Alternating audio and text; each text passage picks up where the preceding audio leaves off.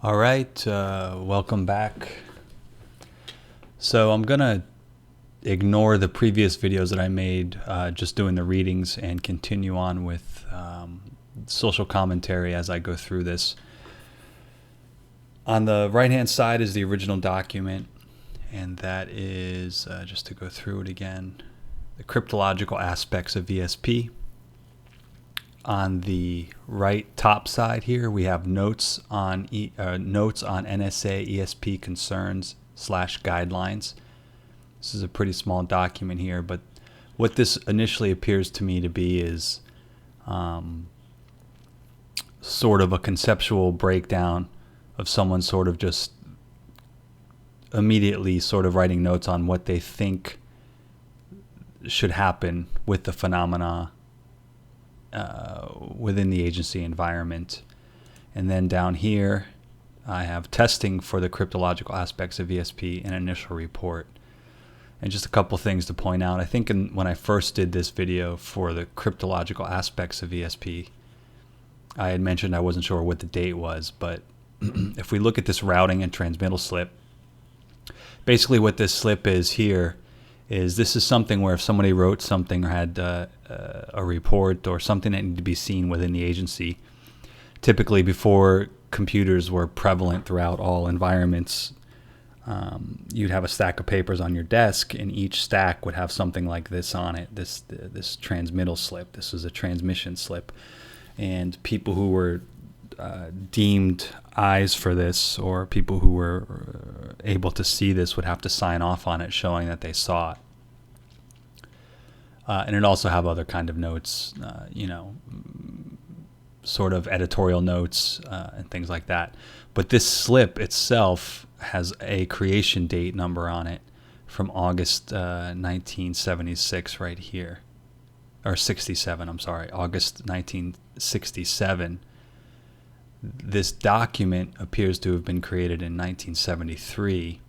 So that may mean that they used these slips for 10 years or so before everything was digitized, or the original document was actually written and sent around in 1967, and possibly was revisited again in 1973 because the declassification date being approved for release was 2011.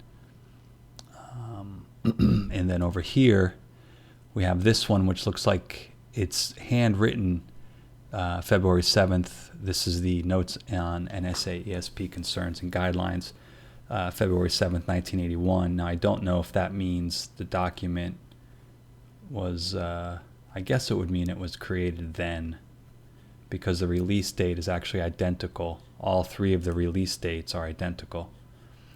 And then this one here is 1969. So I'm just framing the time, the actual creation date of these documents, which means the research has existed for a very long time. So going forward, I went through the introduction on another video with commentary. I stopped at the glossary of terms. Here's the actual full table of contents again. I'll probably just recite this in every video for anybody that might be jumping on new to watching these videos, if they even manage to circulate online at all. However, whoever saves them, you can always edit this stuff out, or if you find that I'm going too slow, the YouTube video player has an option to speed up the video, which includes audio, so you'll be able to go through this faster. And then of course you can just scrub through the video itself. So this is the introduction. I read through that, and now I'm going to start at the glossary of terms that are used, which is only 2 pages here, and I'll read these out.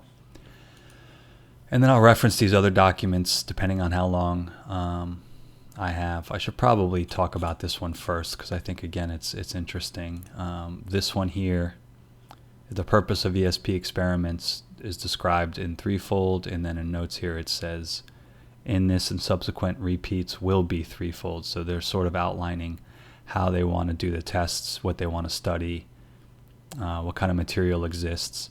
These documents here from the NSA don't have a lot of reference material like the CIA's own documents in TSP would have.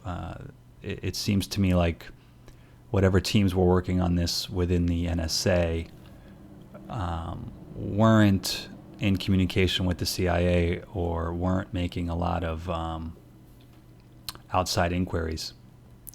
You will find things like this here down at the bottom of this page on the left, where they make references to actual literature and books that existed. Like, for example, down here you've got some Japanese work on psychic research, 1964, 1972 in Russia, 1968. So this stuff was on the tops of everybody's minds at a certain time. I guess this would be right around a lot of wars started and the drugs were permeating through the culture, or drugs were introduced into the culture, and pop culture sort of took over, took a front seat to everybody's day-to-day activities too, actually, around this time, outside of radio and TV still being black and white and things like that.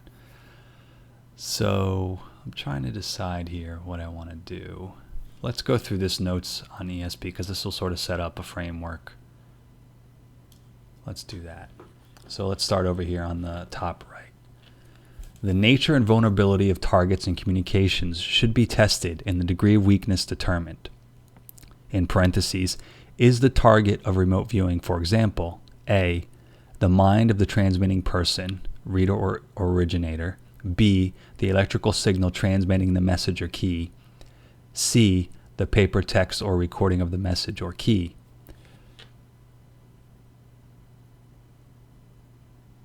Two, the number of NSA persons with operating ESP capability should be isolated by type and quality. Intuitive, insightful gifts, remote viewing, telepathy, including mind control, precognition, clairvoyance, target detection, parentheses, is there a remote viewing presence detected? Most of us will say, that are familiar with this kind of stuff will say yes, of course. And just, it's whether, it's what might be referred to as a 1,000-yard stare, right? You can always tell when someone's looking at you. And that's really, I think, a low-level version of what they're talking about, down to the fact where you might be in a room by yourself, like say I am, for example. While I'm recording this, no one else is here, and I just get a sense that I'm being watched. That is, loosely speaking, what they're talking about there. And then the last one there is G, defensive blocking. 3, after gifted persons are isolated and tested for quality of gifts, they should be tested against communications and ComSec systems to determine what they target and how effective their intelligence gathering is. That's pretty self-explanatory there, I think. 4, any persons with telekinetic capabilities or problems should be isolated and studied to determine what triggers the capability, how it individually functions, their likely targets, intensity and specific target nature of the field, damage effects caused, defensive measures which are effective. That's pretty interesting right there. 5, cadres of talented, synergized, gifted people should be formed for special problem-solving tests. This actually is, a lot of this stuff that we see here is actually imbued and embedded into a lot of corporate culture, where the companies might be innovation companies, like say Google, 3M. 3M's pretty well known in the corporate world for being an ideation hub, if you will. And they operate on something called the hub and spoke model, or the federated model. And those are various models for integrating people to work together and then solve the problem at hand, sort of theorize what problems may occur, and then solutions to those. And often what they do to sort of keep everybody from getting burned out, or in some cases to even hide what one group is doing, each one of those little things that they do, whether it's, like I said, coming up with a new idea for a product, solving an existing issue with an existing product, or, speculating trends in the market or consumer functions, consumer awareness. As soon as one thing is done, they sort of take it out of those people's hands and move it on to another team. There's no names on it. There's nothing on it. So what happens is you sort of are so quickly moved on from one thing to another. It keeps you from getting burned out on one thing, sort of resenting the process if you're somebody who likes to work on multiple things at once, kind of a matrix thinker, or if you're someone who likes to stay focused on something completely, they sort of have these levels of interaction already developed on the person-to-person level or person-to-group level. And that's the hub and spoke model, where there's someone in the middle and then multiple people around them, or the federated model, where there's a circular sort of a round table effect, and then once it's solved, it moves to one person, and then that person moves it out to another circle. So that's sort of the definition of two types of what's called brainstorming models. And brainstorming, actually, just to keep going on this, and then I'll move back onto reading it, is something that was invented. The actual term was invented, I think, by Harvard, I think in the 40s or 50s. So I don't have a reference for that, but I'm sure someone else can find that somewhere. But my understanding and my teaching was that it was the term is very old. So 6. The number of high-grade talented psychics of various types should be isolated by type and their individual names and locations listed, especially in the U.S., Europe, China, and the Soviet Union and bloc countries. So that is, I'm probably going to say that's interesting a lot, or that's right off the bat is interesting. I'll try to keep from doing that. But my first thought here is, how do they expect to identify all those people? Does the NSA have teams already working in those countries? Throughout the declassified documents, you're going to find that both the CIA and NSA were actively participating in conventions and meetings and closed-door presentations with all of these countries. So they were all sharing openly, whether or not you want to believe that we're enemies with every country, that's fine. However, at the higher level within intelligence agencies, I think I've said this before, maybe on the other video, maybe on another one, but I don't necessarily think they're all bad people, right? I think intelligence gathering is, even if we just reference number 5, right? That's exactly what the NSA and CIA were doing. They were just taking it to a larger group, right? They want to find out more information. They know that they have to involve themselves with other people, which means other cultures, other belief systems, other research, and things like that. And then, obviously, with any relationship, there has to be a fair exchange, or at least a perception of a fair exchange of information. So the only way they were going to study this stuff was to work with other countries. I don't know how they were identifying people, unless we reference some of the new contemporary technologies that have sort of been exposed by people like Elena Freeland and I forget his name, unfortunately, but in her book, she lays out what she calls the geofence, and that's simply a biochemical, a bioenergetic way, using sort of a lot of the consumer technologies that we have right now, including computers, as a way to identify people by their brain waves and biosignatures. So that's quite possible what we're looking at here. It would be scary if that's the case, because at the same time, what that means is they can suppress people and identify people and, take advantage of people, I guess. So let me move on to number 7. Number 7, defensive measures needed to be determined, isolated, and tested. Persons with such capabilities should be identified and listed as to capability, specialty, strength, etc. So we're talking about profiles. Somehow they're going to test as many people as possible. For the sake of this paper, let's just presume this is going to occur within the military aspects of it, because there's so many people who are volunteering, for experiments, they have to sign all these waivers when they enlist and do all these other things, as well as their own personnel who come in, right? People who want to join the NSA or the CIA, they all have to sign all kinds of waivers and what's called human use experimentation. And I think at the core level, that's what a lot of those contracts are about as well. Number 8, conscienceless or morbid people of talent must be strictly screened out of active programs because of the danger of severe mental illness and unscrupulous violations of security. Number 9, testing of talented psychics should include complete physiological, psychological, and environmental profiles for normal and psychic functioning. Okay, so that's the end. Number 8, they pretty much established themselves as the verifiers of who should be using it. It doesn't necessarily say they're going to keep people from doing it, but if I worked in the security world and it was, my focus was ESP, telepathy, psychokinesis, and all that stuff, do we want people guessing what we're able to do?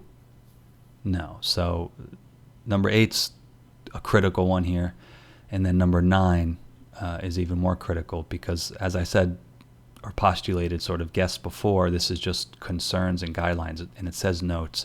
So this is someone just hypothetically going through what they, this person wrote what's called a living document, where the document gets bigger and bigger as it's passed around to people using one of these routing slips here. And then eventually this document turns into something longer like this, where as enough of the approved people have seen it, they've all put their thoughts down on the document. They've made edits, they made contributions, and things like that.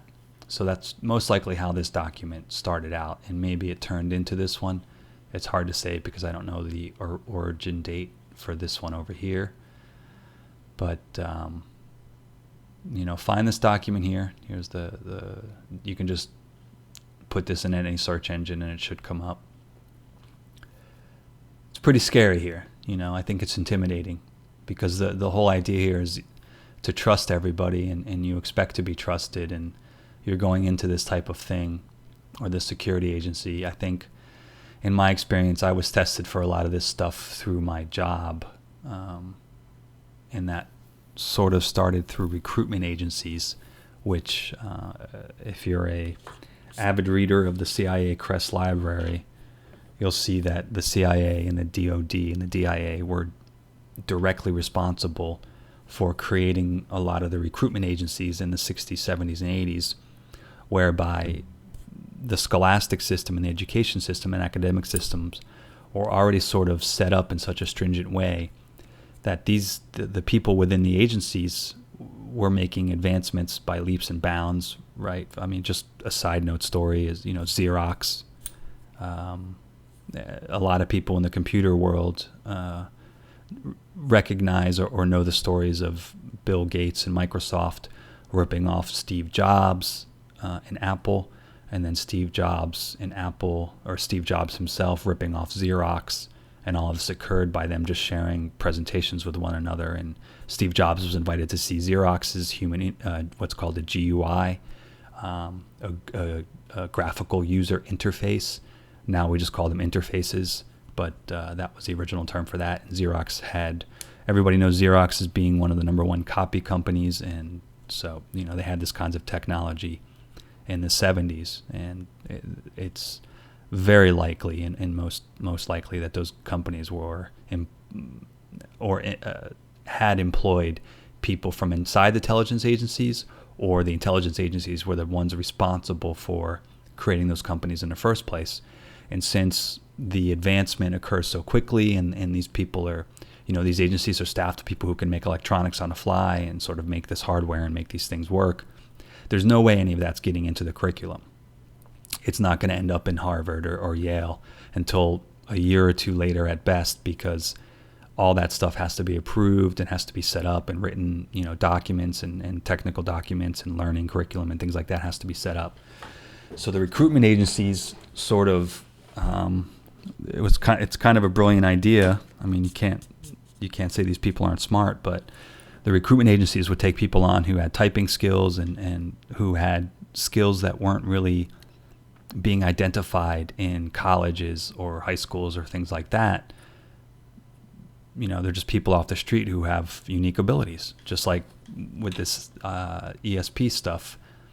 5% of the population, 1%, 5% use it knowingly. The rest of us sort of stumble upon it once in a while. Intuition, call it whatever you want, but everyone's got a variation of the skill.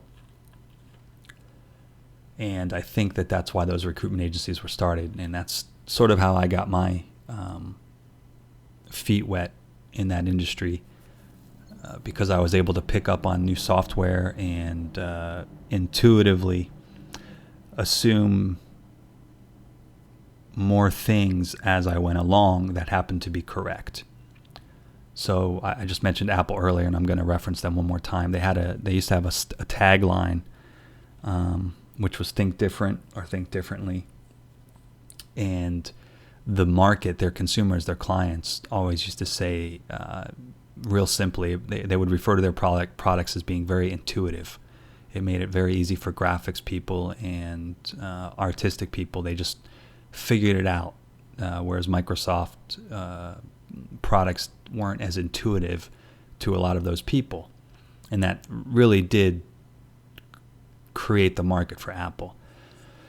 And just sort of my expounding on what intuition means with relationship to just computers is it's simply thought and action pass you by without you noticing it.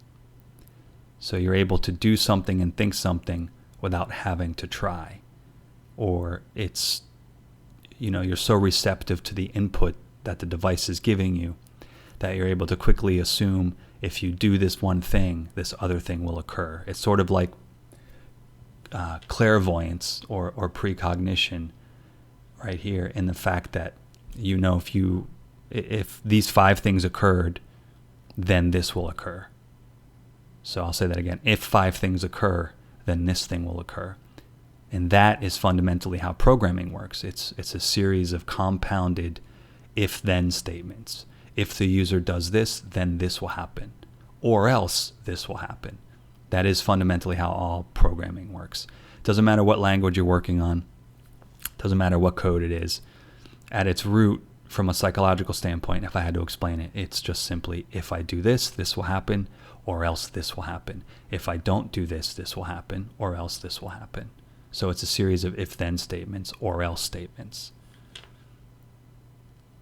What triggers the capability? All of this stuff I think will be referenced in this document here. So let's move over to the cryptological aspects of ESP. And I'm going to read out the glossary of basic terms, which just pertain to this one document. But if you want to parallel it while you're reading some of these other ones, or decide to read these offline at your own time, go ahead.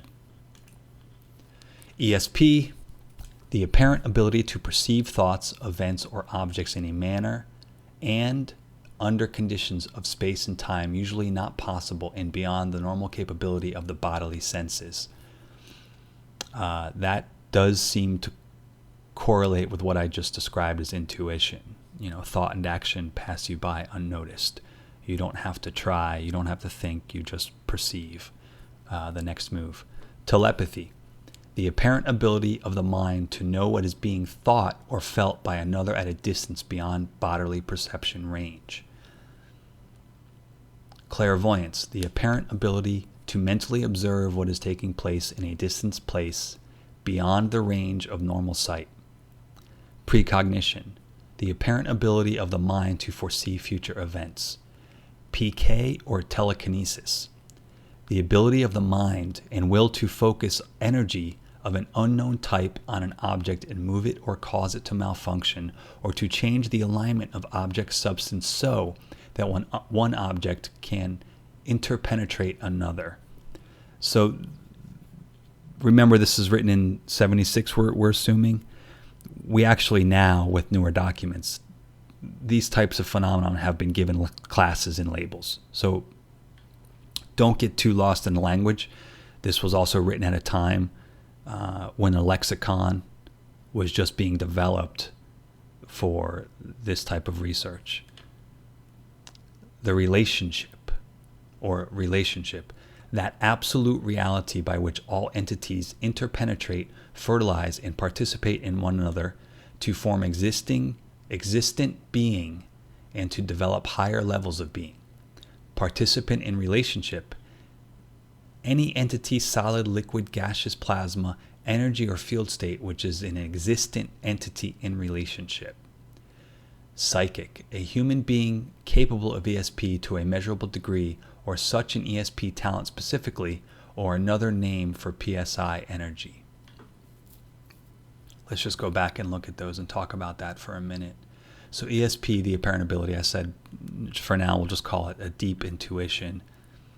Telepathy, the apparent ability of the mind to know what is being thought or felt by another. This could be misread by a lot of people, thinking they have it, and also it can often be so powerful that it harms someone else. In another document, there's a reference, I think the studies that were done by the Army, and I'll go through that on another video. There's a specific note where they say when people awaken to this ability or one of these abilities unknowingly, or sort of just have them, the astute person who's aware of it, who can actually recognize that it happened or is happening, often experience a really, really extreme version of grief. And that's interesting, because I think if you're able to reach out to as many people as possible and somehow you're able to pick up on these things, I think you're going to find that a lot of people are having under stress, people that, and I think the overwhelming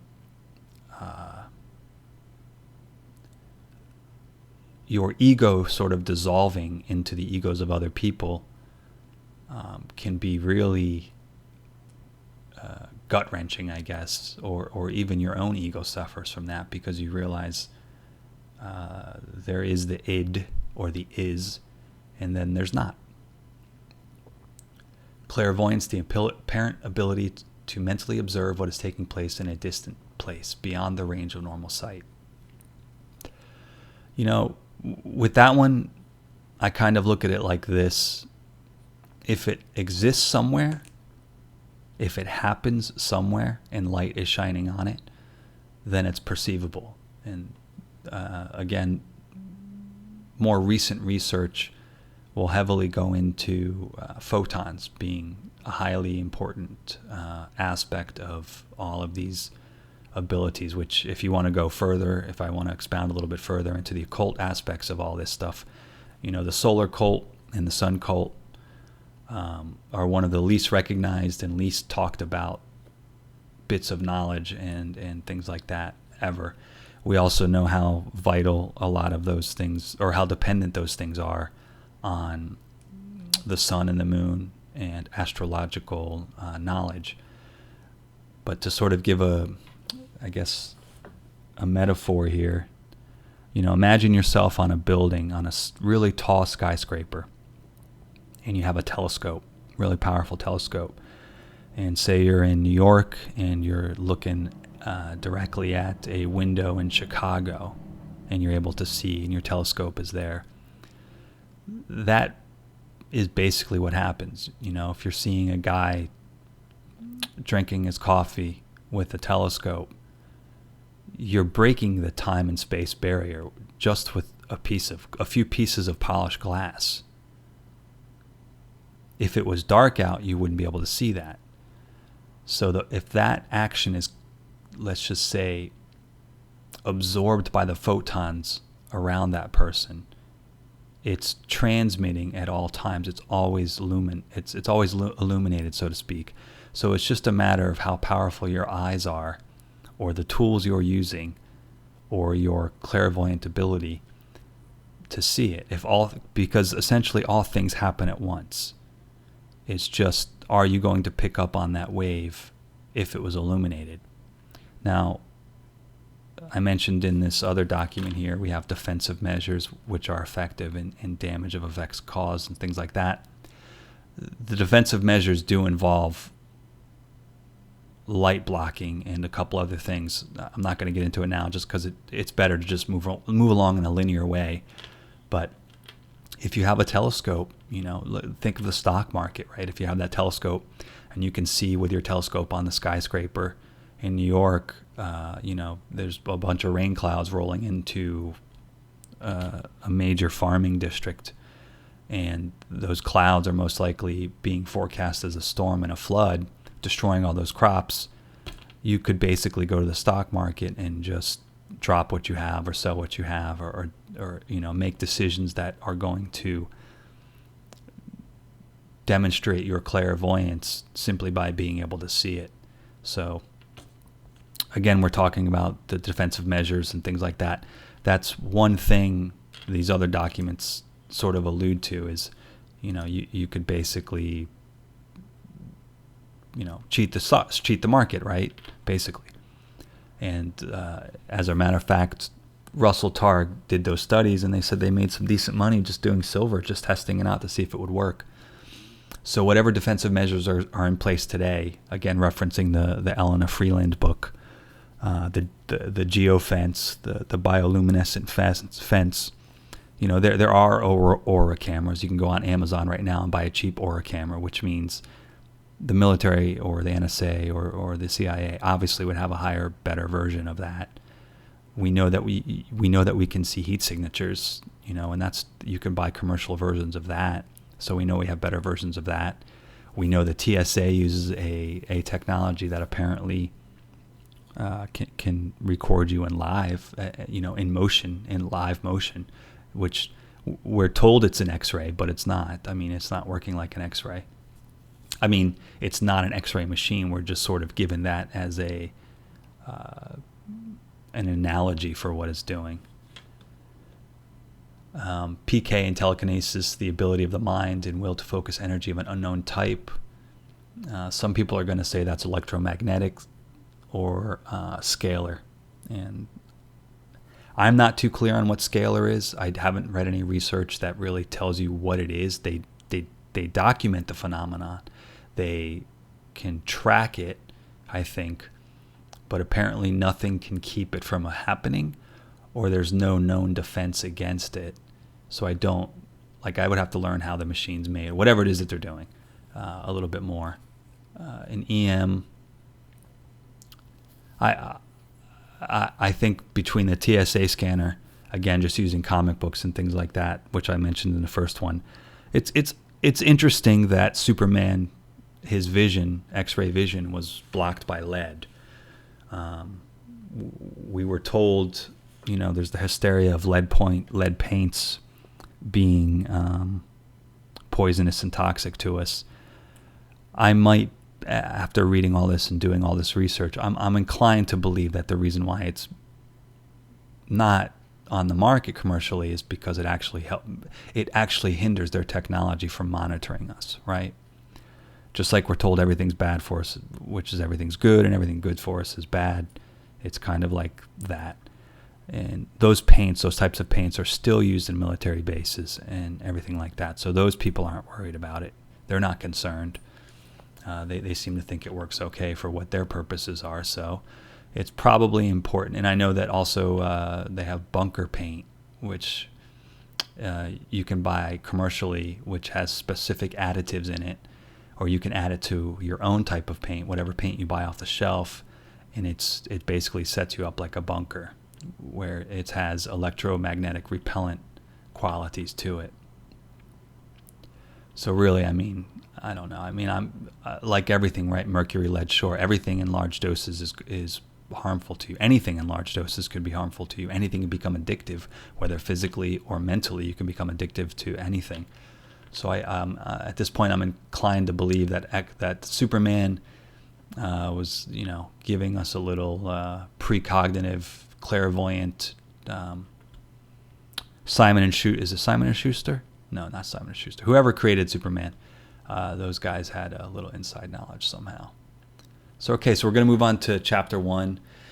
This one has a couple pictures in it, drawings, and if you're familiar with more mystery school literature and occult literature, you'll enjoy seeing the graphics to some degree. I'm not 100% sold on them just because of the way I interpret them.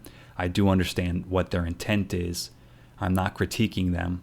I just think we shouldn't don't try to fixate on them too much, because again, give these people some credit for trying to talk about things that there were no words for yet. So they were also referencing previous knowledge from 40 years ago, 50 years ago, 60 years ago. Some of the knowledge contained in the books in books from the 1800s and 1700s. So they had to sort of write this in a way that didn't make them look like witches and witch doctors, but also be able to communicate in such a way that people would be able to at least conceptually grapple with the concepts they're struggling with as well. So chapter 1, ESP, extrasensory perception, parentheses, primary communication, and explanatory observation, the nature and structure of PSI. In the past few years, fundamental changes have taken place in our understanding of ESP. The old mind-to-mind communication concept of telepathy has been supplanted by a new model which emphasizes the oneness of the sender and the receiver. American experimenters, pardon me guys, I'm a little tired, Clive Baxter and Eldon Bird, as well as Soviet researchers V.N. Pushkin and V.M. Feddersen, have been able to demonstrate that between man and plants, a bond can form which makes the plant, in a sense, an appendage of the man, a part of him.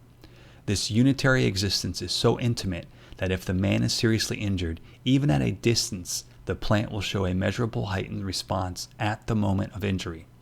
The results of these experiments are reported to be repeatable with a high degree of consistency.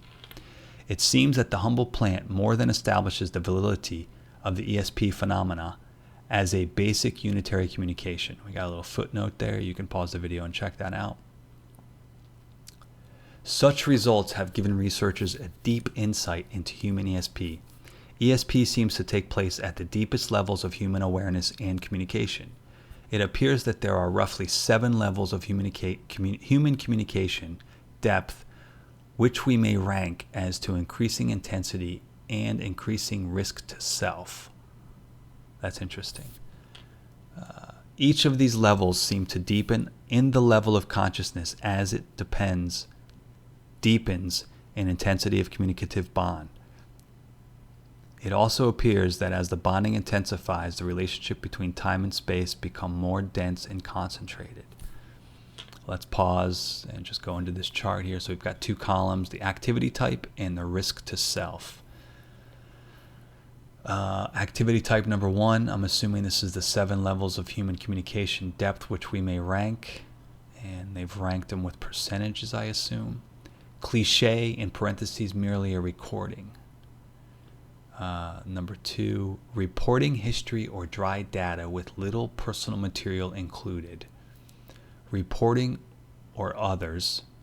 Reporting own thoughts. Expressing feelings, parentheses, because so much of a person is involved with his feelings, it is no wonder that mental illness always includes emotional illness. Sharing, 6. Sharing the most intimate experience, dreams, hunches, ESP visions, poetry, diary, etc. And the final one, sharing whole self, total empathy with the other to the extent that what happens to you happens to him at oneness. At oneness. So let's take a look at these. If you understand that, that's great. I'm still trying to sort through these last 3. I'm pretty sure we all go through at some point or another. I think what happens with these last 3 here is that a lot of people become so jaded with age due to their relationships with other people that this stuff just falls off. The other thing is just animosity, enmity, indignation. For example, you might have... I've had conversations with people that they'll be referencing a celebrity or a known media figure, and they're just, the first thing they say is, I can't stand their voice. And I think that right there is just going to exclude you from so much. If you have some sort of affliction to somebody's voice or the way they dress, or you're distracted by those things, it's no wonder your abilities are failing, or that none of these abilities are going to work. On the opposite end of that, say you really enjoy someone's voice, that's going to make you more receptive. And that, incidentally, or consequently, is actually a very old Druidic practice where they used to use voice and vocals quite often. And then, just on a more, pop culture level, people listen to musicians because they love their voice, right? It's pretty. This isn't really complicated once you sort of break it down into day-to-day experiences that we actually all go through. This stuff has been, I think, seeded throughout our culture, whether you call it MK Ultra or the refinement of mystery school knowledge. It's all out there already. There's not really a way to stop it, because the intuitives who grow up really not knowing what this is, or their parents don't know what it is, they employ these techniques naturally. So we know it's a natural gift, as defined even by all these documents, and as they've stated themselves, these are natural gifts. We all inadvertently practice these on each other, which is why a lot of people have to go to schools for speaking, or doing things that help them refine and both sort of sort through what they're doing and not overdo it. Like, you don't want to you don't want to give someone bad news with a very animated and happy tone of voice, right?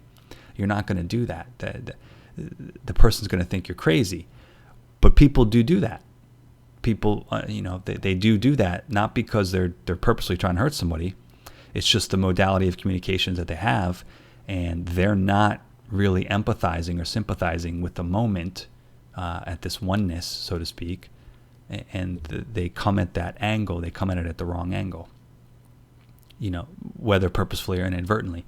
So we all practice it. I mean, when you're trying to seduce someone, right, a man or a woman who is trying to seduce somebody at a very early age, we all employ body language, and we voice and makeup and posturing and all these various forms of, let's just call it magic, right? So everybody does it inadvertently. There are the other people, which I think would fall into these data sets here. Even this 5%, for that to even exist, I mean, think of this scaling up, right? Even 5% of people screwing up is going to have a huge impact overall, because 5% of people making mistakes with this, it's gonna lead, eventually it's gonna trickle upwards, so to speak, to these three people who can function at the 70, 80, and 100% level.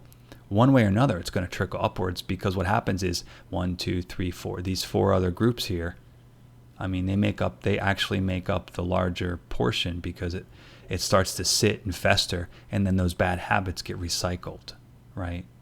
That's basically what happens. It's like passing your drama or passing your baggage on to other people. It's not that we shouldn't be expressing ourselves. It's just how we express ourselves to each other that really defines our ability to focus or empathize or reconcile a very complicated relationship with someone else. Expressing feelings because so much of a person is involved with his feelings is no wonder that mental illness always includes emotional illness. I recall in the introduction them saying that that ESP and telepathy are a type of mental illness, and I find that to be very offensive, because I don't think that at all. I think if you've done any research into the history of, say, the human race, doesn't matter what country, doesn't matter where you think the birthing place of man is, or whatever your religious beliefs are, what I'm about to say really doesn't change or negate any of that. It just, I think if we reason a little bit, and I actually think someone named Graham Hancock made this reference, that he believed the Neanderthal man had to have experienced or utilized ESP, because if there were no written forms of language, and there really, no sign language, nothing advanced, we would have had to have operated, or earlier versions of ourselves would have had to have operated like a school of fish, where you have heightened senses for your ears, where you can hear the stampede or feel the stampede in the ground through your skin or through your body, or like fish do, where they feel vibrations in the water and they respond to things like that. So piggybacking on that, but also adding a little bit more of my own thoughts on that. I think before, if you're not into the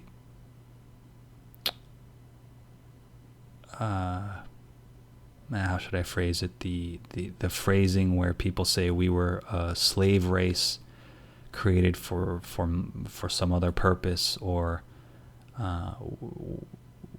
we evolved from monkeys, or even as the old Norwegian stuff, where I think the occult symbol of Baphomet has been juxtaposed onto Satan. The Baphomet sign is actually an old Norwegian sign where they believed, some of the old literature postulated that a goat had sex with a monkey, and that was sort of our evolution from that. So the Baphomet thing is actually derived from that. It's not, it's accepting, so it's meant to be accepting our origins as beastly ourselves, and we are the beast contained within inside, as well as aspiring to our angelic abilities, so to speak.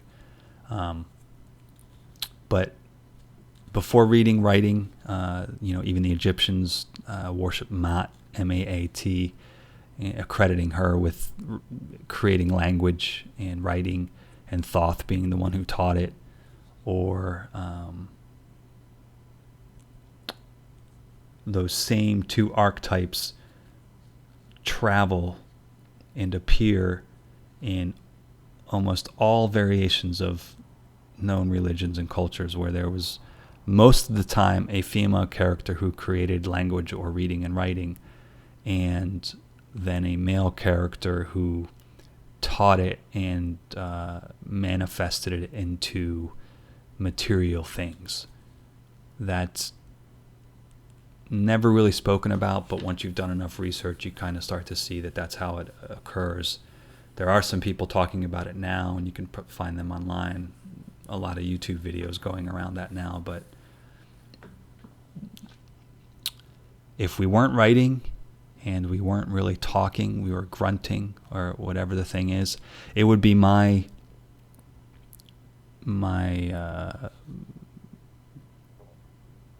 I guess summarization, if we want to reference some more pop culture, the 2001 Space Odyssey movie at the beginning, where the monkey, I think, beats another monkey with a bone. I'm not going to go that far, but I will say pain throughout some of this literature, it's sort of alluded to, and actually almost throughout all occult literature, whether it's Christian, Catholic, Muslim, or whatever books you might be reading, pain happens to be something that awakens you, which is probably why we have a lot of sports and we have a lot of other things where people like races and lifting contests, but these are people who are trained or trained themselves to push themselves so that no one else has to push them. And that pain and that stress, once you get over it, it's supposed to awaken your ability. So it's possible, going back to the original discussion thread here involving this, the mental illness and stuff, is that, I have always envisioned it as people were herded together and violence would break them apart from the hive. It would someone would get hurt in such a way, or abused or traumatized in such a way that they were no longer able to communicate with the group. And that, psychologically speaking, when you look at today's issues related to trauma and abuse, that's exactly what happens to people. That's basically what happens. People shut down.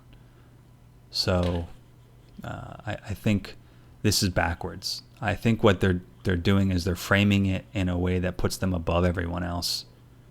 And the reality is that we all have it. I think we're going to find in later documents that young people made the best recruits for this, because the young people weren't traumatized. They weren't negative. They weren't weighed down by all the abuse that we put onto each other, putting us all back into these bottom categories here. most of us that go through this stuff, as referenced through their sort of, I mean, this is even a recruitment document over here, right? This is all about recruiting people as well, how we're going to recruit them, who needs to be recruited, and what we do. You have to be supportive, and you have to believe. You have to never shut down. You have to just keep moving, and not be so alarmed or so dissuaded by the things that we experience and see, no matter how traumatic they are. So I know that's a mouthful, and obviously there are a lot of bad things that occur to people. But, just to close up that thought there, I don't think that mental illness or emotional illness is fair to all the onlookers and the readers. I disagree with that completely. I think what happens is that most of us that can hit this level or have hit this level, and I've experienced all this myself, is that these people become predators. And then they end up knocking you back down. And that if these occult groups, which they all do reference telepathy and clairvoyance, and that, these are all parts of ascension. Whatever it is, whatever mystery school you're looking at, they're all parts of ascension and awakening your own abilities, or God-given gifts, or things like that, or your ability to have Christ consciousness, so to speak, and all of that stuff is tied into the same thing. The problem is you have another faction who's aware of people who can do that, and they're aware that those people are going to start showing up, and the minute they do, they don't want to be compromised by them. They don't want anybody figuring out what they're going to do. They don't want people being able to do that. So, the bad stuff starts occurring in one way or another. And this document, I actually think, alludes to it a little bit, but I'm going to stay focused on this chapter for now, because this is actually running along this video here. Okay, so we went through that. Excuse me again, let me get some water here. Surface time is that conceived of by man as a unit of measurement which proceeds from the now instant backwards into past and forward into future. As the level of human consciousness deepens, the past and future appear to be constricted into a now which includes both future and past. Such ambiguities beneath the surface of things are not new to the physicist. He would consider it most inappropriate for one to ask where an electron is at any particular moment in its orbit. It seems that one model of consciousness, time, and space reality in deepening levels of intensity would look like so. Let's go back to this first sentence here. Surface time is conceived. I think this references or supports my telescope story here, where, like I said, if somebody was looking at Chicago, even though it's 3 or 4 hours away, supposedly, you're either looking into the future or you're looking into the past. I mean, literally. That storm hasn't hit New York yet. If it's traveling east, it's going to eventually hit New York, and you can see the telescope solves all of these problems, right? A powerful telescope, if aimed north, east, south, or west, which is why all of the intel agencies allegedly use satellites and stuff to look down at people, you're already breaking the time barrier, the space-time barrier, by observing something that's thousands of miles away, supposedly, and observing somebody doing something. It's broken with technology right there. You break the barrier with technology alone. So maybe that's a reason why these programs aren't being run, or they are being run, but the entire process now is to just neutralize people from doing it. But so let's look at this drawing here.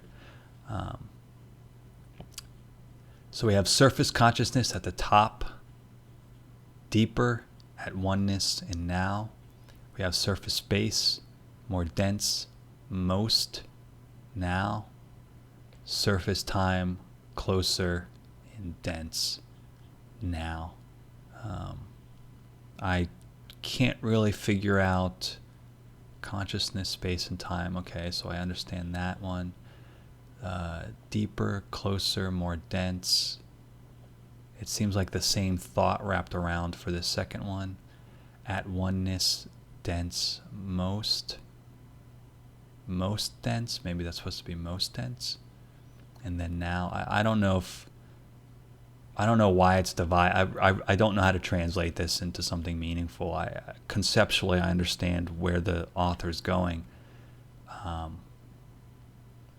I get what now, in the moment is, and that, that right there references pain, because most people literally are so used to comfort and so used to softness and nice shoes and warmth and food and all this stuff that it's usually when something traumatic happens that the intensity of the moment really occurs for someone.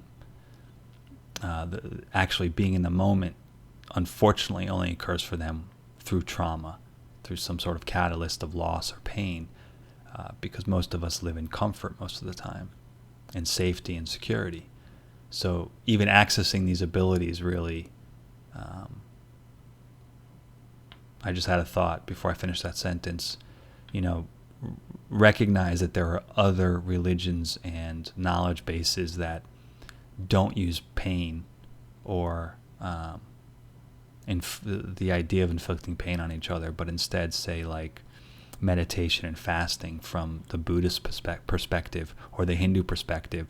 Those are ways to starve yourself and really starve yourself of those luxuries in order to awaken these things, but it's only self-inflicted.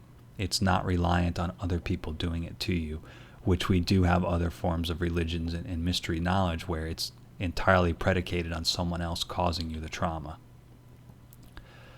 So the nowness can be achieved, I think, through many ways. I don't know how to translate this stuff right now during this this recording. This is going to look abstract here, but let me read it first and then we'll quickly talk about it. What all this means is that when a person or living thing of any kind is threatened and that person or living thing is close to you, you are also feeling the threat at the same instant, because in a sense you are that person by empathy, in parentheses, or you are a new unitary being which includes both of you as participating organs. The information of threat first enters the receiver where it is the felt first, which is where the person is at one with the other. One model of the event might look like this. So this is the top one, diagram one, and then, or if it were a precognitive event. Okay, so we've got the threat in real life and then someone perceiving a threat, and then how they both translate to the unitary bonded person. And just for the sake of the sort of trying to help this diagram along, I'm just going to, choose the mother-daughter scenario where the mother recognizes the daughter is in pain or she's having a dream about pain, and the mom or dad decide to give the daughter a call.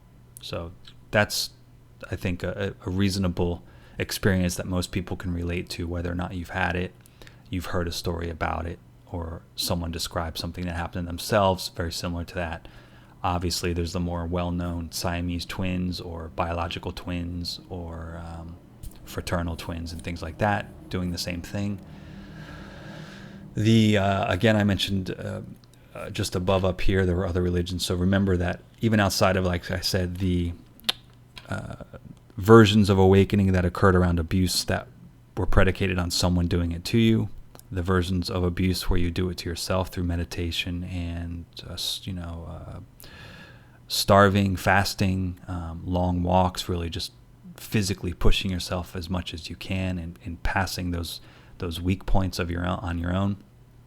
I forgot, there's sexual magic too, right? It's the bond of love, or the bond of swapping energy in the middle of an intimate moment or something like that.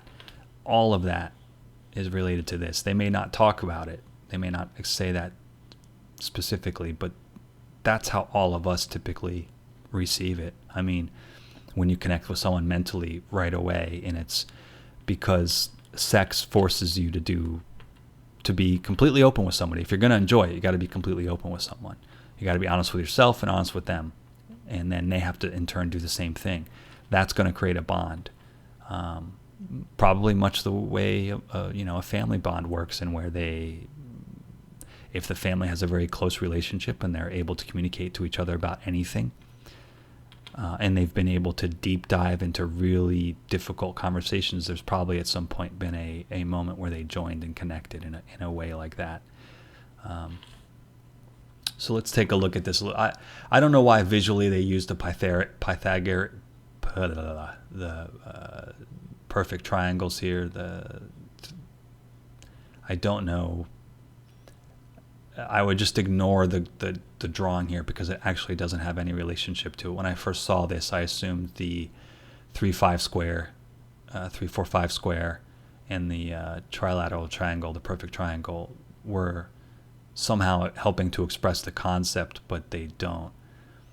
They're just used to contain it graphically, because there is no A, B, C as related to the points on there. So just sort of look past that for now. It doesn't actually help the graph. It actually makes the graph look completely confabulated. But the United Awareness observes a surface future threat in the now and passes it upward. So we have awareness hits the now, and then that's passed on. I think this diagram does damage to the actual expression. I think what I just tried to put on top of it should make this more approachable to the onlooker or the listener, where we have the shock trauma type mentality, the self-discipline mentality, or the intimacy and sexual, say, conjoining. Those sort of, to me, seem to be the way to do it, because anybody that's ever been involved in any of that stuff, it's like if you're hungry, it feels like an eternity going by. And I think all that stuff, when we look at those phrases and those sort of terms related to all that stuff, you can sort of see how they've come to an existence and what the actual intention behind those are, what they really mean. The fact that these models have some validity is indicated by all known aspects of ESP. Ancient or modern indicate that it took place as a dream, hunch, or vision, the accepted language of the deep consciousness. So that's pretty much true, right? Dream, hunch, or vision. Those are better words than I just used. Russian, European, and American experimenters all acknowledge that over 90% of known ESP spontaneous episodes take place between close friends or the members of a family. There we go. Talented sensitives are aware that they have an uncanny ability to emphasize or absorb others. See Chapter 1, Appendix, summary of, but we don't need to look at that. The scriptures and wisdom literature of all major cultures consistently associate these ESP powers with deepening capabilities of at-oneness. In Christian scripture, this is particularly evident in John's Gospel, chapter 14 to 17, and in Paul's letter of the Corinthians, chapter 12 to 14. Much the same outlook is evidenced in the work of Changzu, the Taoists, the writings of the Muslim Sufis, the Jewish Hasidism, and the Zen masters. Most writings emphasize the great danger of concentrating on acquiring powers rather than improving the bonding capability, out of which all power comes, in their view. Let's go back and look at this one. Talented sensitives are aware that they have an uncanny, yes, everybody knows that. This is sort of why those teams are developed and how that arrived over here, why they were trying to develop those teams, because it works better as a group. So you have prayer groups and meditation groups and yoga groups and all these things. They're all exchanging energy with one another. The scriptures and wisdom literature of all major cultures, that's sort of referencing what I just tried to explain. I don't understand. Let's read this out. Most writings emphasize the great danger of concentrating on acquiring powers rather than improving. Okay, so if you're not nice to people and can't get along with people, you might go through that grief-stricken thing I mentioned in the Army's research paper. It's possible that doing it alone is exactly what drives people crazy, because they don't have anything to, imagine the photon electron thing that was mentioned up above, as well as the thing that I interjected with being able to see light or use light as a way to transfer the occurrence to your own mind. I guess what they're talking about would be what we might reference as a polarity. Without one, the other will wander off and die, right? Or it wouldn't exist without the polarity of another thing. The bonding capability, I think, obviously relates to how well you're able to sort through these top three here on your own. Dreams, hunches, ESP, visions, poetry. How much of that you're capable of doing yourself? Are you good expressing your own ideas, your own emotions? Can you translate your own ideas and emotions into something? That really references a lot of the occult schools that start out really with just reading and writing. Christians may call it not ragged writing, but some of you might reference it as, what's it called? It's not fluid writing, but it's something like where somebody just is supposed to just start writing words on their own, and they're not thinking about what they're writing, and then the words come through them from some other area. But to sort of support this document and refute that negativity associated with that, I wish I could come up with the phrase. I'm sorry, guys. That's not a negative thing. It's really just showing that you're able to connect with other people as well. I mean, that's what writing is. The Bible itself, any mystic book, couldn't be written without the ability to remember, to emphasize, to think back to something else, to let other ideas in so that you can translate your ideas in a way that makes sense to other people. You have to be a receptive writer.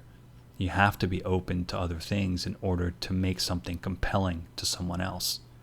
So as much as many of you appreciate the Bible, you wouldn't be able to appreciate it unless the author was able to compel you in one way or another.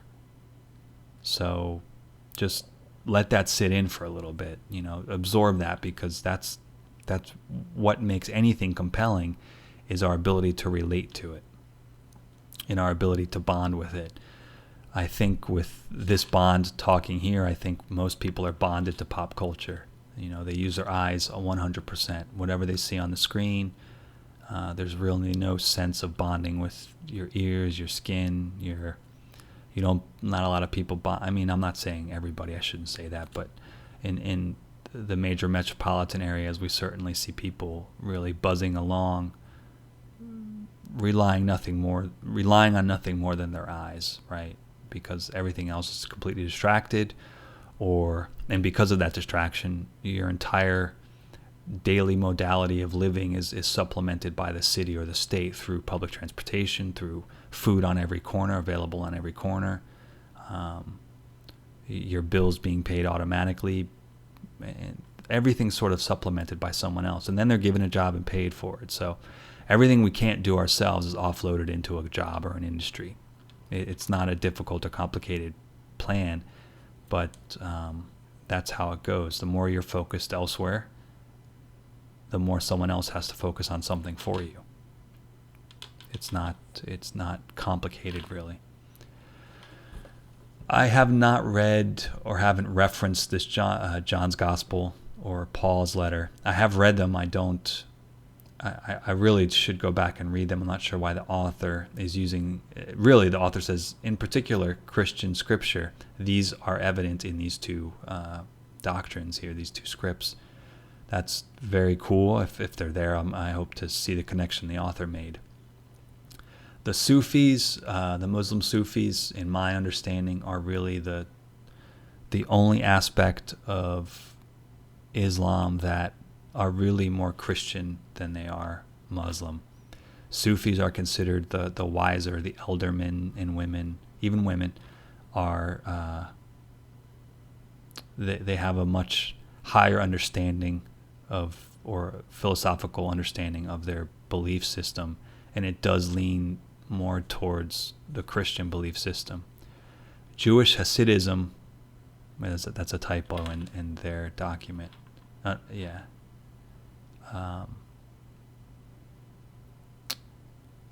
Has these, but my understanding of them is they're more pagan and Celtic and Irish. The problem with, I think most people would see with this, if they're knowledgeable about that, is their proclivities towards younger people. So maybe this is a reason why it exists, because they, like I referenced earlier, maybe recognize how some of these things work and work better in younger people. It may be I'm talking a little bit in code here, but it may have also been perverted in some way. I don't know. I don't know how to describe it in a way. I don't. The stuff that I've read personally, and I've read older books as well as their newest updated books, and I think most people would stop after a couple pages and not read further. But you should, just to understand why they're even referenced in here, right? This is an NSA document, and they didn't mention Mormons, they didn't mention Scientologists, both of which employ certain variations of these types of things in their cultures and their religions. But Scientology especially, those guys all broke away from the intel agencies and tried to create their own thing. And L. Ron Hubbard was most likely holding many of these materials because this type of stuff was very popular then, and really created a bastardized version of this stuff for his own benefit to create an offset religion. The Zen masters, I think it's worth, in the Taoists, people don't recognize that the Chi Rho symbol and Chi both reference the same thing. So if you're into Christian mysteries and you recognize the Chi Rho and what it's about, you should have no bias in recognizing that everybody sort of had the same intimate knowledge of nature, man, spirit, procreation, and things like that. Many, however many years ago, hundreds, thousands, whatever you think the timeline is. This stuff all coincided and connected to each other. The breakaways and the emergence of all these different cultures, or the convergence of all them all, only shows, in all of their documents being separated from each other, it only shows that the knowledge was true because it would validate the fact that each one of them being separated, coming to the same conclusions in some way or another, that it's real. Whether they documented it differently or they arrived at the awakening of it through different measures of abuse, trauma, discipline, or love. So I guess that's a category we could basically use just in closing of this thought on this, is that it's either trauma, discipline, or love. And these are the three great ways to, based on this document and all the other documents that have, for hundreds of years that have been written, that's all how they get around to it, one way or another. And apparently the way people are brought in, they come in through one of those doors. It appears that by concentrating principally on at-oneness, we are merely putting things in their proper perspective. Dr. Einstein noted that nothing exists by itself, that all things exist in relationship with something else. Although it is often not taken this way, it is evident that Dr. Einstein is referring to an absolute reality. I guess he is, if we don't nitpick semantics. Let me read the rest of the page and then I'll come back to it. The relationship underlined. Existence is not possible without it unless a proper relationship exists between the parts. Not even our bodies can function. If one organ or function is given too much emphasis, the whole system goes out of balance and a degenerative relationship begins. This is no less true with ESP. If only the ESP aspect of a person is deepened, the whole psychological structure becomes unbalanced and severe mental illness results. One of the principal reasons ESP has been shunned in the past by orthodox science is that it appeared to conform to few known scientific laws. But of course, this is not so.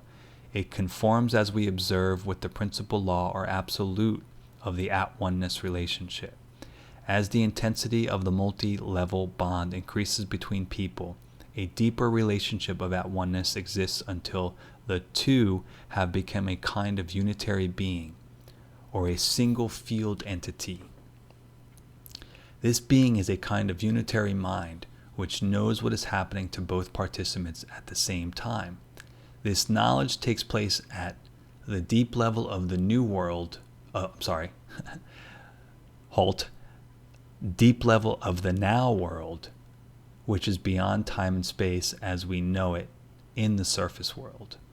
How does the relationship look in a simplified sketch?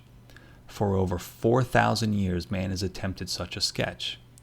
The Egyptians say, Ankh, the egg of life entering outward structure. The Chinese observed the yin-yang symbol, however they have the inversed black dot on the outside of the circle, or the white dot rather, the male. Substance yin A filling the female container B, and all things in a state of energy flux between being filled and emptied. But all were one in this relationship. Binary math used the same 0 and 1 in much the same way. The 19th century Hegel added the concept of thesis, antithesis, and synthesis. But his was a world in conflict. The thesis and antithesis were destroyed in forming the synthesis. Let's go back to the top here. Dr. Einstein noted that nothing exists by itself, that all things exist in relationship with something else. Most people would just call that nature. We wouldn't microcosm and macrocosm it with a bunch of labels, but that is often what men of science have to do in order to categorize things in a relatable way.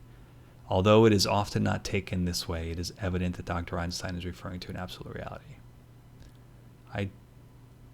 I think it would only be absolute if we all perceive the same thing at the same way.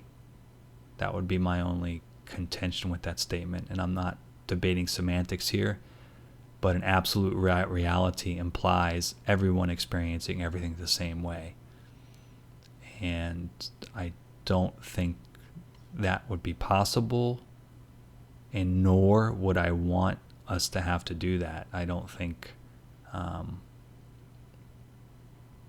it takes away individuation, right? I mean, if any of this is true, and the NSA and the CIA and the DI, all these military organizations were able to make groups of people think like one and be one, how much dependence, interdependence, and independence existed between them?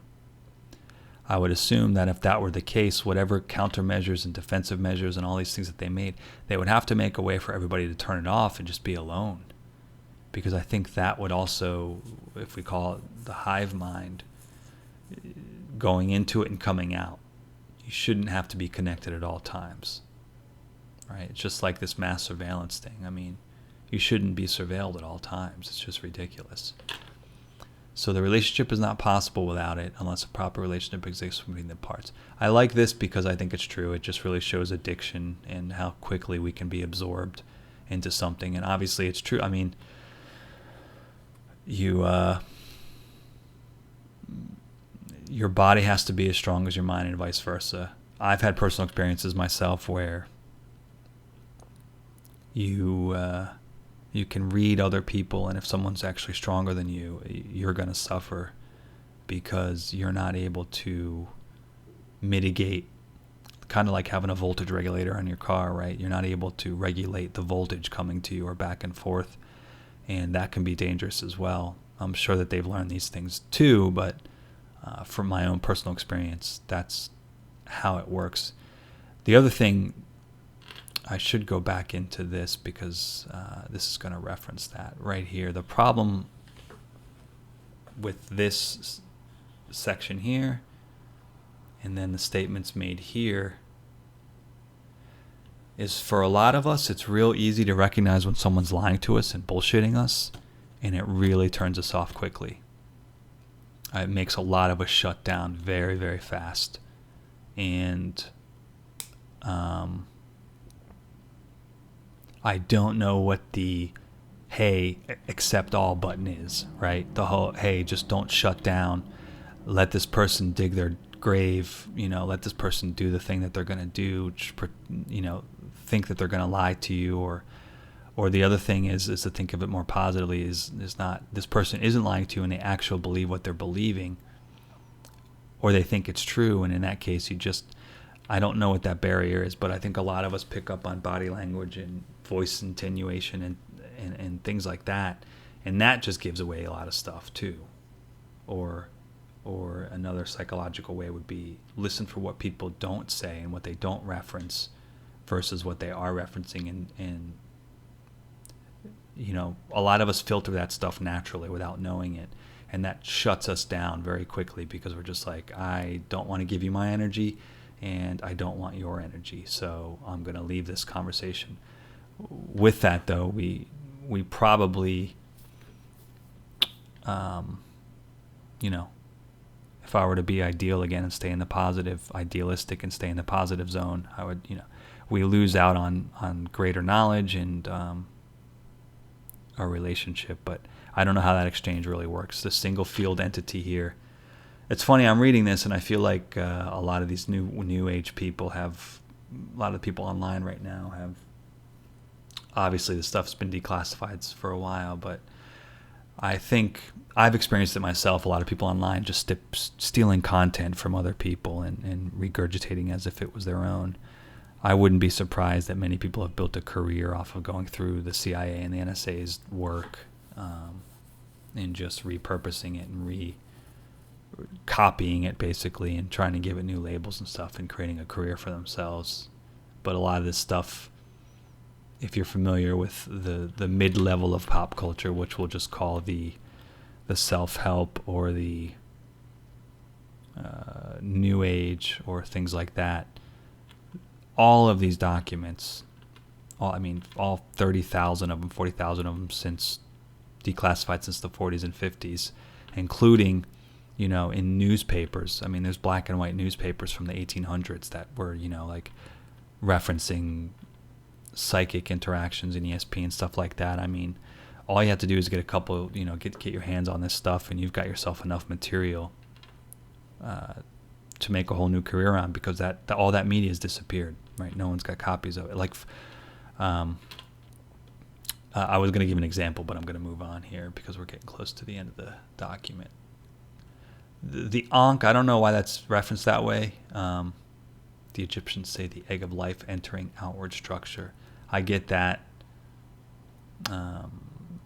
I would love to go into the shape of this and what the O and the T and all that and the lines, I believe them to mean, because I think it would help support the author's points, but it's very complicated and long, so I'm going to have to move on. So, here we go. Again, talking about the atoms and stuff. So, in the model of the atom, modern physics has given us a glimpse of the fully balanced interpretive relationship. The proton, neutron, and electron share one another, experience one another, and continue to exist as a separate entities while still forming a new entity, the atom. So that's sort of what I've referenced or was trying to make the point about. You can't have telepathy or ESP without other people around, right? The bond, there is no bond if there are no other people. Which, that just gave me the thought, what good is it? What good is omnipotence if you're the only one who can be omnipotent, right? I'm a firm believer in there's nothing worth doing unless you have someone else to share it with. That could sound egocentric, but really that's what most of us do anything for anyways, is that we want to give people reactions and give them some sort of light or energy for themselves related to anything, right? It doesn't matter what you're doing for somebody. Most of us do something so we can tell a story later or share an experience with someone else. That could be related to the ego, I guess. But then I guess being omnipotent or omniconscious, if you will, or omniconscientious, if you will, is lonely or all-encompassing. I don't know. That's a thought that's putting the brakes on my brain right now, so I'm going to go back to this document. The proton, neutron, and electron share one another, experience one another, and continue to exist as separate entities while still forming a new entity, the atom. This model seems to work for all known relationships. If we see the neutron as the intermediate zone or buffer or partner or interface, the relationship would look something like so. Thing or state plus, which is more attracted to thing or state, minus, which is less or complementary to facilitate exchange or output. They form a buffer or mixture, plus, which also assures their continued separate existence. In a balanced relationship, the plus becomes another partner and a new entity forms at the next highest level of being. This is interesting. It's like the plus and the minus eventually create another plus. I'm not going to expound on that now. I'll just keep moving because we'll get close to the end. As the atom is real with traits of its own, so is the human entity of relationship, the family. As the atom forms compounds, so families form tribes and nations, and these are real entities with perhaps a consciousness of their own. To illustrate further, when we see the child as a bond between the mother and father, it is not hard to understand that half of his genes come from the mother and half from the father. Nor is it unexpected that this principal character traits come from the two parents, but the relationship is subtle. A participant is plus at one level and in one direction, while at the same time he is minus in another level and in another plus. That really makes people sound schizophrenic. Because all entities are continually being fertilized by all other participants, their entities continually change and are created anew. As the ESP effect is observed to be in direct proportion to the intensity of the multi-level bond between persons, then the principal effort in developing talented people should first concentrate on their ability to form deep multi-level bonds, balanced bonds. The whole person must be developed at the deeper level. An unbalanced emphasis on only ESP faculty often leads to severe neurosis and psychosis, according to Menninger Institute psychologists and parapsychologists alike. Got a reference there at the bottom. Such unpredictable people are untrustworthy to themselves, their families, and to the intelligence community. It is more than a cliche that power corrupts and absolute power corrupts absolutely. For the intelligence community to be able to use such people in relative safety, they must be as developed ethically and morally as they are psychically, or we might as well forget need to know in compartments. This calls for an inner discipline of the whole man which goes far beyond the rationalized, ritualized, mass-produced religion we are all familiar with. This is no coincidence that the growth and development of meditative and contemplative disciplines has taken place concurrently with the development of national interest in ESP. It appears that the person who wants to develop those deeper insights and powers must experience that which is one, complete and whole, or become unbalanced. This development seems to take place this development seems to take place best in the believing community. This is not just a community that believes in strange phenomena, but a group of people strong enough to relax in another person's presence, in one another's presence. This group of people would be courageous enough to accept themselves and others for what they are and allow others to be what they are, trusting that any talent or capability emerging in the person who is trustworthy will be of value to the community. These are persons who trust what they experience because they trust in their own integrity as persons. And then there's an appendix at the end of this one. This is a story of an interview between a lawyer and a woman that is presented to reaffirm the fact that someone else was able to observe a situation and prove that an officer was lying about what actually happened. And she did it psychically. So this is the end of that chapter. Chapter 2 will be the next one. I just want to go back up to the top here. So this last paragraph, the last 2 pages, sort of referenced precisely what I was talking about. You can traumatize someone in such a way that they don't want to connect with anybody. And I suspect that we have a lot of people who probably had good ability, and 2 things occurred. Someone took advantage of them to damage them, or someone stifled it and shut it down. The legal term, or a legal term, or a few legal terms could be stalking, harassment, or intentional infliction of emotional distress, known as IIED. I think these last 2 pages are worth dwelling on a little bit for everybody, and even myself, I'll meditate on it a little, literally and figuratively, as reading through it. But it's not a stretch. If I'm going to do notes on ESP concerns and guidelines, and in turn flip their ideas around into this process here, flip it around, it's not hard for me to speculate that someone got a hold of this document knowing that these people existed, and instead of teaching people or becoming or actively searching out for the purpose of training them and making them good, scouting people to help them, it was reverse scouting. It was to minimize and suppress and to target people, right? I mean, did they do a hypothetical on that? Is there another document on what happens if this gets out to the wrong people, and what happens if people start eliminating gifted people? I doubt that document exists. It's not. I haven't passed it. I haven't come across it. I've never heard anyone else talk about it either. In all the literature that I've seen, whether popular or subversive or occult-driven, there is nothing. I've seen one book that was on Google at one time, and they removed it. It was an Ottoman book written in Old German, and the book was on abuse, but it wasn't what we would call abuse. It was basically how to awaken the physical senses in people with less side effects. Stop making people crazy, and how can we better torment them in a way that will not make them become unbalanced with their gifts. And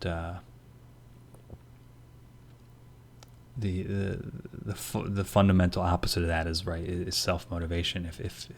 If you don't want other people doing it to you, or you show, or your children show progress with these skills, which I really do think everybody's capable of it.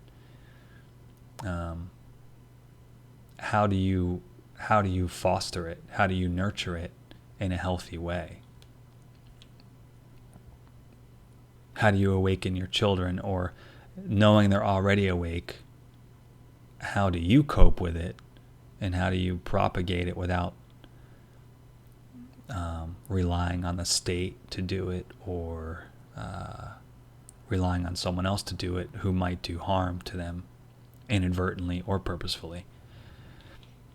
Big questions, right? Or how do you get over what you've been through in order to find yourself back in that 170%, that 70, 80, and 100% zone? What's the way to get us back there, or those of us that have ability or have gone through the unfortunate side effects related to some of these other processes? I'm trying to keep it positive and not make it blaming, because I do think that most of these people have good intentions. If not, then we're all in big trouble. But the world is a pretty miraculous and remarkable place. If you can't recognize that with planes in the air and cars and computers and TVs and phones and screens, and you don't see how much amazing stuff exists, and think of it all as a trap, then you're at the bottom. You're too far at the bottom as it is. because it's not all bad people that make that stuff, and it's not all bad motivations that have brought it up. Now, I've seen some patents and stuff for some really, really, really, I think, harmful technologies, but I'm not sure that they were developed with. I don't know that they went into production. I know a few things are in production. The Eleanor Freeland book. For my 70% of research into what she's claimed and stated, I haven't found anything to refute what she says or claims. She doesn't pontificate too much, probably less more so than I do, but the geofence is real, and the bio-aura cameras are real. The technology for monitoring us in real time is real. That's stuff that we have to contend with. I don't know. I mean, it's kind of like, again, using the X-Men that I mentioned in the first video. You know, what was their main villain? One of their biggest villains were the Sentinels. These were machines that could figure out which people were mutants, which people exhibited powers, and when a child exhibited that, when they went through their traumatic event to actualize the ability, whatever made them awaken, the Sentinels would show up right away to neutralize them. That's, we're there already. That technology exists. I'm not trying to scare anybody or anything like that, but I don't think there should be a policing mechanism on it that way. And the whole question comes down to who are you to judge, who's judging who, and on what criteria. The author themselves referenced, interestingly enough, the author references the most popular religions in culture, knowledge sets right here. We got Christians, the Asian, Chinese, Japanese, Arabic, and Jewish. We've left out Celtic, Irish, Norwegian, all of which have the same codifications for this type of knowledge. But obviously everyone's capable of it. Which one of these are they using to, who's watching who's judging who, and how's that even possible? Or who gave them the right, rather, to do that? And if that's occurring, I think the easy question is okay, since we've just really gotten this ability now, we know that secret schools, or I know that secret schools have existed for a very long time, and it seems to me that if the last 300 years before detection, before we were able to detect people, has led us to this,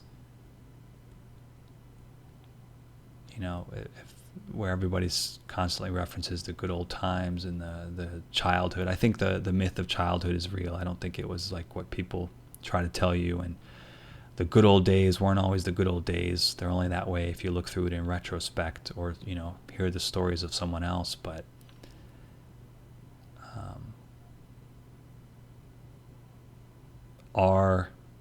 has it always been that the goal to identify these people and expose them and make them do other things with their abilities?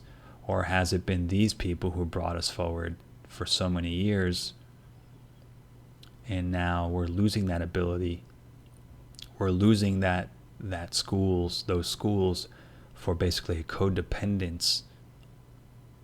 Really, the bonding is only occurring through the computer now for most people, if you follow this stuff. With the advent of internet culture and things like that, the hive mind exists through that, and people respond in live, in real time with their messages and texts and images and things like that. They're no longer thinking. They're not in any oneness. There's no oneness to be had, because it's distraction central. It's basically ping pong, ping pong, ping pong, back and forth between impulse after impulse after impulse, which is very concerning. So it's like they've eliminated it simply by entertaining us to death. So whether or not they can identify it, the people who make it out, I'm sure the people who wake up from that and begin to exhibit positive traits within the 70, 80, 100% levels. I mean, is this when the sentinels come out? Is that how it works? I know for a fact for myself, I was recruited earlier by people from the Navy and the Army. This is just civilians, like always coming up and finding me where I was at and just having these really interesting conversations with people, which to me leads me to believe now in retrospect that I was just being monitored, or they had heard stories about things that I was doing, or, whatever it is. But is this what happens? If you don't want to get in the program that they're running, you're neutralized somehow with stealing your car, breaking into your apartment, shutting down your bank accounts, or doing things that distract you from focus and oneness. All right, I'm going to shut this down, and I'll see you on the next one, or you'll hear me on the next one on Chapter 2. And Chapter 2 is going to be how to safely develop ESP through an organism type, the believing community.